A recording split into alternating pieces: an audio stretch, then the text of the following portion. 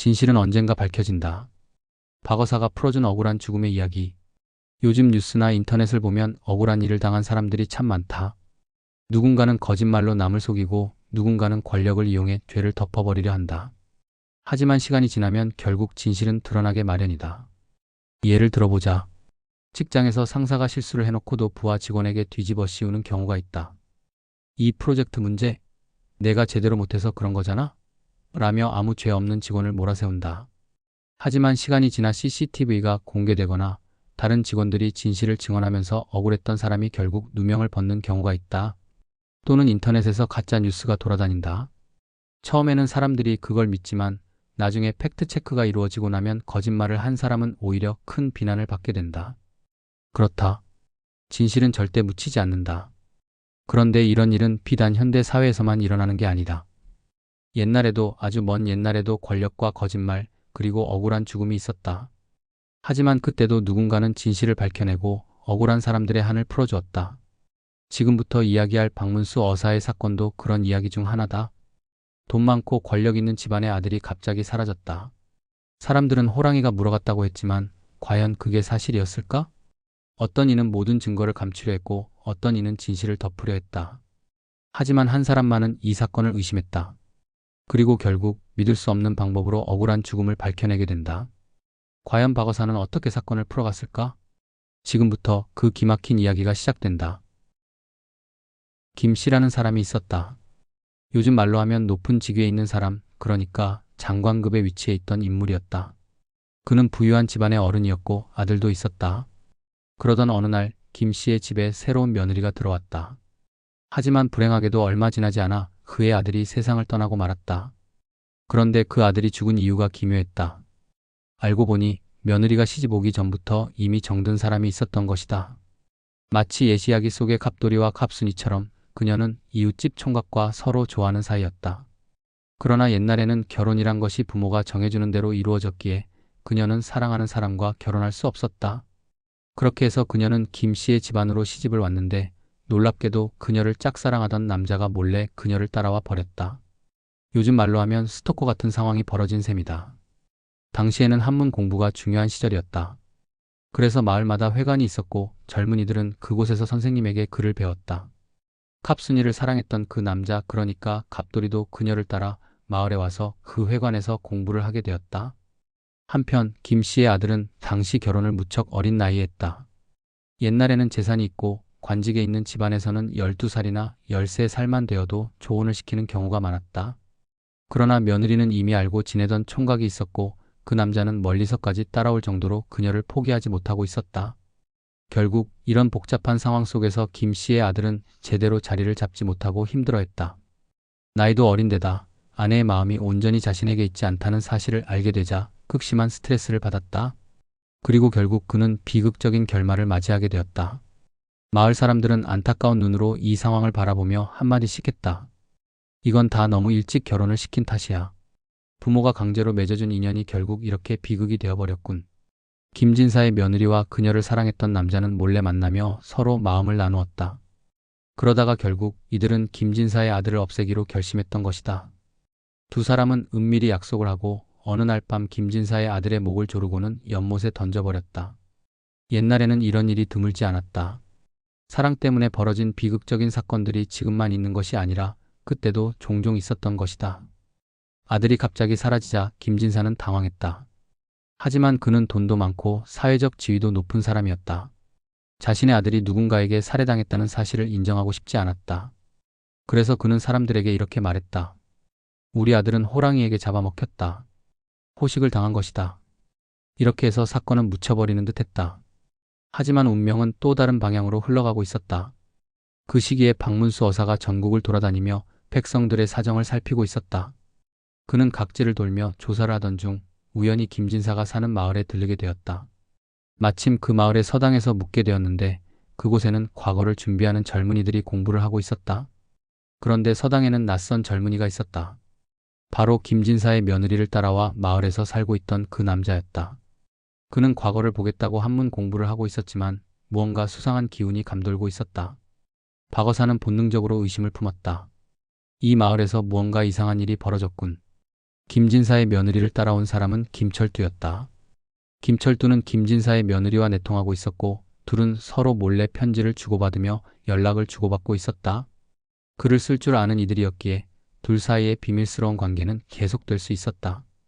그런 와중에 박문수 어사가 그곳에서 김철두와도 친분을 쌓으며 여러 이야기를 나누게 되었다. 박 어사는 김철두와 몇 날 며칠을 함께 지내며 대화를 나누었다. 그는 김철두에게 물었다. 너는 몇 살 때부터 공부를 했느냐? 어린 시절에는 무슨 일을 했느냐? 이야기를 나누다 보니 박 어사는 점점 수상한 점을 발견하게 되었다. 한편 김진사는 아들을 잃은 슬픔에 사로잡혀 있었고 그 충격으로 병을 얻었다. 아들을 일찍 떠나보낸 것도 억울한데 젊은 며느리는 개가 할 생각도 없이 집에 그대로 머물고 있었다. 도대체 이 집에 왜 계속 있는 거지? 사람들은 의문을 품었다. 하지만 며느리는 김진사의 집에서 편히 지내며 아무렇지 않게 생활하고 있었다. 사실 그녀가 떠나지 않는 이유는 단순했다. 김진사의 집에서 대우를 잘 받고 있었기 때문이었다. 그녀는 안정적인 생활을 이어가며 아무런 불편함도 느끼지 않았다. 그런데 박 어사는 김철두와 이야기를 나누는 과정에서 더욱 놀라운 사실을 발견하게 되었다. 김철두의 출신지가 바로 김진사의 며느리와 같은 마을이었다. 구례군 구례읍 봉설이 동산부락? 두 사람의 고향이 같다는 사실이 밝혀지자 박 어사는 모든 조각이 맞춰지는 것을 깨달았다. 이 사건은 단순한 실종이 아니라 치밀한 계획이 숨어있는 살인사건이었던 것이다. 박 어사는 생각했다. 이 사건 뭔가 이상하다. 그냥 단순한 실종이나 사고가 아닐지도 몰라. 하지만 아직 확실한 증거가 없었다. 그는 계속해서 상황을 주시하며 이 사건이 단순한 우연이 아니라는 확신을 점점 키워갔다. 그 당시 박 어사는 아직 어사가 되기 전이었다. 그는 과거 시험을 보러 한양으로 올라가는 길이었다. 말을 타고 길을 가던 중 반대편에서 말을 타고 내려오는 한 청년을 마주쳤다. 그 청년은 공손하게 인사를 하며 물었다. 어디로 가시는 길입니까? 박 어사가 대답했다. 나는 과거를 보러 가는 길이요. 그러자 그 청년은 의미심장한 말을 남겼다. 부디 가지 마십시오. 제가 지금 과거장에서 내려오는데 과거는 이미 끝났습니다. 박 어사는 순간 이상한 느낌이 들었다. 그 청년은 분명 사람이 아니었다. 그렇다. 그는 바로 김진사의 죽은 아들, 그의 영혼이었다. 귀신이 나타나 경고를 한 것이다. 사실 그는 박 어사가 김철두와 며느리의 범죄를 밝히기를 바라고 있었다. 자신의 억울한 죽음을 풀어주기 위해 귀신이 된 채 길을 막아서서 박 어사에게 경고를 보낸 것이다. 하지만 박 어사는 침착하게 물었다. 그렇다면 과거 시험의 문제는 무엇이었소? 청년은 천천히 대답했다. 시험 문제는 이러이러하게 나왔습니다. 그런데 놀랍게도 시험 문제는 10글자로 이루어진 문장이어야 했는데 그 청년은 9글자까지만 말하고는 말을 멈췄다. 박 어사는 오싹한 느낌을 받았다. 귀신이었기에 완전한 세상의 말을 끝맺지 못한 것이었다. 박 어사는 이내 깨달았다. 그가 일부러 마지막 글자를 말하지 않은 것일지도 모른다. 옛날에는 천행, 즉 하늘의 기운이 매우 중요하다고 여겨졌다. 귀신이 인간의 일을 도울 수도 있지만 그것이 드러나서는 안 되는 법이었다. 그러나 박 어사는 귀신이 알려준 9글자를 정확히 기억하고 있었다. 그는 그것을 받아 적어 암기한 후 과거 시험을 보기 위해 한양으로 향했다. 그 길에서 박 어사는 다시 한번 그 귀신과 이야기를 나누었다. 그는 청년에게 물었다. 그대는 어디에 사는가? 그러자 청년은 대답했다. 수중방골골에서 삽니다. 수중방골. 물속에 사는 마을. 박 어사는 곧장 깨달았다. 이것은 이승이 아닌 저승을 뜻하는 것이었다. 그러나 그는 애써 아무렇지 않은 듯 귀신의 말을 적어두고 조용히 과거 시험을 보러 갔다. 그리고 시험장에서 시험지를 받아든 순간 그는 소름이 돋았다. 문제는 귀신이 말한 그대로 출제되었다. 천고일월명이요.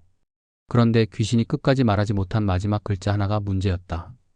박 어사는 곰곰이 생각하다가 문장이 완성될 수 있도록 마지막 글자를 스스로 채워 넣었다. 과거 시험을 주관하는 관리들은 모든 답안을 꼼꼼히 검토했는데 옛날에는 귀신이 쓴 글과 사람이 쓴 글을 구별할 수 있다고 믿었다. 만약 답안이 전부 귀신의 글씨였다면 박 어사는 시험에서 탈락했을 것이다.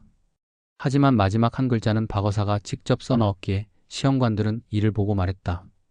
이 마지막 글자는 확실히 살아있는 사람이 썼구나. 그러니 이 사람의 답안은 합격이다. 그렇게 박 어사는 어사의 명예를 얻고 관직에 오르게 되었다. 하지만 과거 시험에서 귀신을 만났다는 경험이 머릿속에서 떠나지 않았다.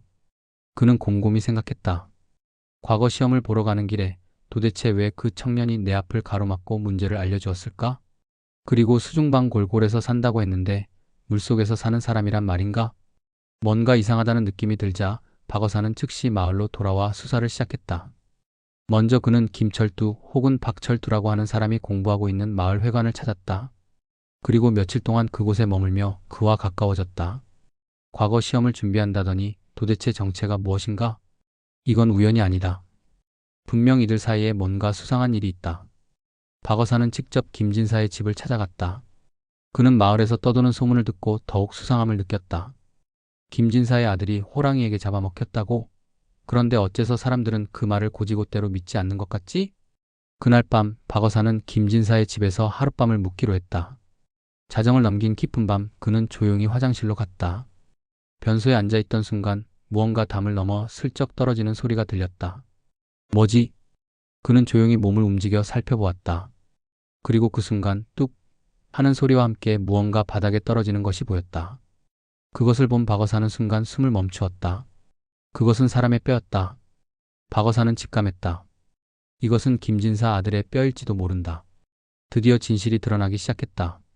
이제 박어사는 김진사의 아들이 단순한 사고로 죽은 것이 아니라 치밀하게 계획된 살인 사건의 희생양이었다는 것을 확신할 수 있었다. 그는 결심했다. 이제 이 사건의 진실을 반드시 밝혀야 한다. 그는 마침내 공식적인 조사에 착수했다. 박어사는 김진사의 며느리와 그 청년을 붙잡아 신문했다. 너희가 김진사 아들을 죽인 것이 아니냐? 그들은 처음에는 부인했지만 결국 압박에 못 이겨 실토하고 말았다. 우리는 그의 목을 조르고 방죽에 던져버렸습니다. 박어사는 즉시 명령을 내렸다. 좋다. 방죽에 물을 모두 퍼내라. 관원들과 마을 사람들이 방죽에 물을 퍼내자 마침내 김진사 아들의 시신이 모습을 드러냈다. 그는 목이 졸린 흔적이 남아 있었고 물속에서 오랜 시간 잠겨 있었음에도 불구하고 그의 억울함을 증명하듯 온전한 상태로 발견되었다. 마을 사람들은 놀라움을 감추지 못했다. 과연 박문수 어사가 아니면 이런 억울한 죽음을 밝혀낼 수 없었을 것이다. 박어사는 살인을 저지른 두 사람에게 엄격한 처벌을 내렸고 김진사 아들의 억울한 죽음을 풀어주었다. 이 사건은 이후로도 오랫동안 사람들 사이에서 전해졌고 하늘이 무심하지 않다. 결국 진실은 밝혀진다라는 교훈을 남기게 되었다.